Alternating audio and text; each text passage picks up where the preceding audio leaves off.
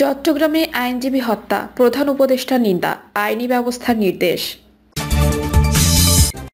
স্বৈরাচার পালিয়েছে, লেজ রেখে গেছে, বললেন তারেক রহমান। জানাবো নৈরাজ্য ঠেকাতে পারছে না সরকার। জানাবো হুটহাট সংঘর্ষ, বিক্ষোভ, আইন শৃঙ্খলা বাহিনীর সক্রিয়তা নিয়ে প্রশ্ন।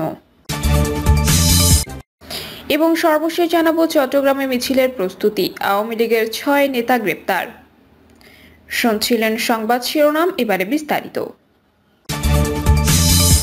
চট্টগ্রামে আইনজীবী হত্যা, প্রধান উপদেষ্টা নিন্দা, আইনি ব্যবস্থার নির্দেশ।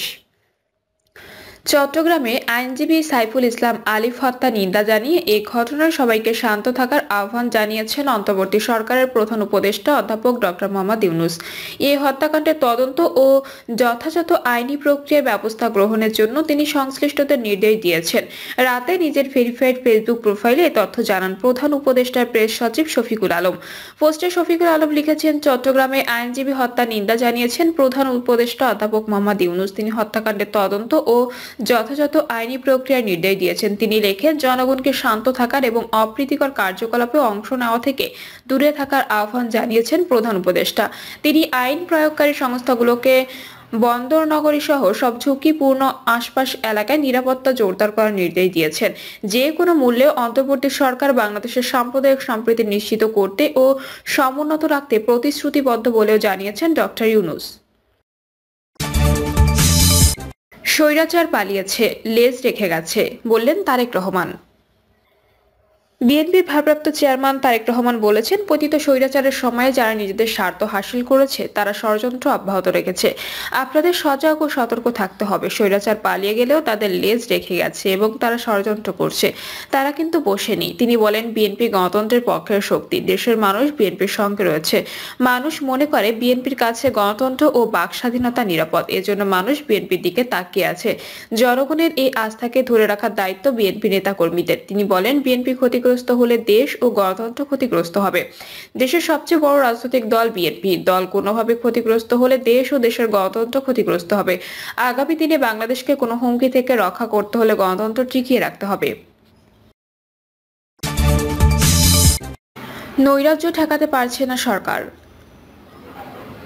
বিভিন্ন দাবি দাওয়া নিয়ে ঢাকা সহ দেশের বিভিন্ন স্থানে সাম্প্রতিক সময়ের নৈরাজ্যকার বিক্ষোভে উদ্বেগ প্রকাশ করেছে বিএনপি। দলটির দাবি, পতিত আওয়ামী লীগ সরকারের লোকেরা এসব ঘটনার সঙ্গে জড়িত। তারা মনে করেন অন্তর্বর্তী সরকার এই বিক্ষোভ সামাল দিতে ব্যর্থ হচ্ছে, পরিস্থিতি দিন দিন নিয়ন্ত্রণের বাইরে চলে যাচ্ছে। তাদের মতো সরকার পরিচালনায় রাজনৈতিক দলগুলোর মতামতকে গুরুত্ব দিলে এ ধরনের পরিস্থিতি তৈরি হতো না। গত সোমবার রাতে বিএনপি চেয়ারপারসনের গুলশান কার্যালয়ে দলের স্থায়ী কমিটির বৈঠকে দলটির নেতাদের আলোচনায় এই পর্যবেক্ষণ উঠে এসেছে। বৈঠকে দলটির ভারপ্রাপ্ত চেয়ারম্যান তারেক রহমান ভার্চুয়ালি যুক্ত ছিলেন। গত কয়েকদিনে রাজধানীতে বিভিন্ন দাবিতে সড়ক অবরোধ করে বিক্ষোভ করেছে। রবি ও সোমবার পুরনো ঢাকায় শিক্ষার্থীরা নিজেদের মধ্যে সংঘর্ষে জড়িয়েছে। এছাড়া রাজধানীতে কয়েকটি প্রতিষ্ঠানের বিরুদ্ধে নানা অভিযোগ এনে ঘেরাও করেছে বিক্ষোভকারীরা। এসব বিক্ষোভের বিষয়ে বিএনপির বিশ্লেষণ হচ্ছে, সরকার শুরু থেকে নৈরাজ্যের বিরুদ্ধে কঠোর ছিল না। অনেক ক্ষেত্রে তাদের নমনীয়তা বর্তমান পরিস্থিতি সৃষ্টির অন্যতম কারণ। সরকারকে ব্যর্থ এবং দেশকে অস্থিতিশীল করতে চক্রান্ত ও সহিংস অবস্থা তৈরি হতে পারে এমন শঙ্কা থাকার পরও সরকার তা শক্ত হাতে দমন করেনি। ফলে এখন একটি বিপর্যয়কর পরিস্থিতি তৈরি হয়েছে। তাদের আরো পর্যবেক্ষণ হচ্ছে, অন্তর্বর্তী সরকার গঠনের পর থেকে বিএনপি সহ রাজনৈতিক দলগুলো কিছু প্রস্তাবনা দিয়েছিল, কিন্তু সরকার তা সেভাবে আমলে নেয়নি। প্রশাসনে এখন আওয়ামী লীগের লোকেরা শক্ত অবস্থানে আছে।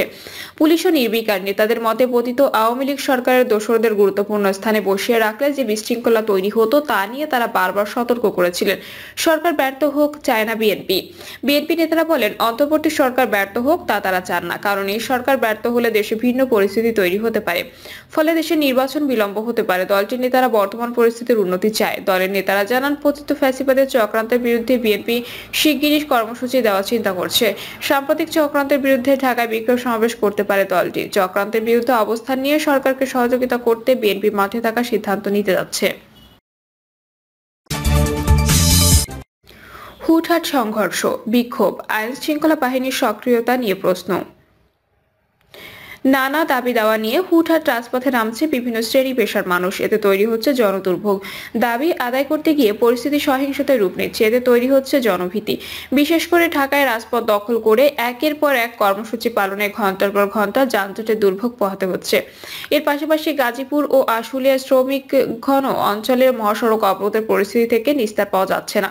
সম্প্রতি নানা ইস্যুতে দ্বন্দ্ব বিবাদ ও সংঘাতে জড়িয়েছেন ঢাকার একাধিক নামী শিক্ষা প্রতিষ্ঠানের শিক্ষার্থীরা।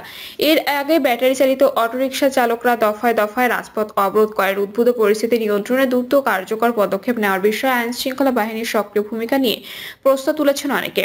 ভুক্তভোগী ছাড়াও অপরাধ ও সমাজ বিশেষজ্ঞরা বলছেন, জনশৃঙ্খলা ফেরাতে আরও কার্যকর পদক্ষেপ নিতে হবে। এর ব্যত্যয় হলে নৈরাজ্য মোকাবেলা করা কঠিন। এদিকে পরিস্থিতি নিয়ন্ত্রণে পুলিশের পক্ষ থেকে নাগরিকদের আরও দায়িত্বশীল আচরণের সহযোগিতা চাওয়া হয়। সমাজ ও অপরাধ বিশেষজ্ঞ ডক্টর তৌহিদুল হক বলেন, ঢাকায় নানা দাবি দাওয়াকে কেন্দ্র করে সহিংস ঘটনা ঘটছে। এটি মোকাবিলায় জোরালো ভূমিকা দেখা যাচ্ছে না। আইন শৃঙ্খলা রক্ষাকারী বাহিনী কোথাও সরব আবার কোথাও নীরব। দিনক্ষণ ও স্থান ঘোষণা দিয়েও বিশৃঙ্খল পরিস্থিতি তৈরি করা হচ্ছে।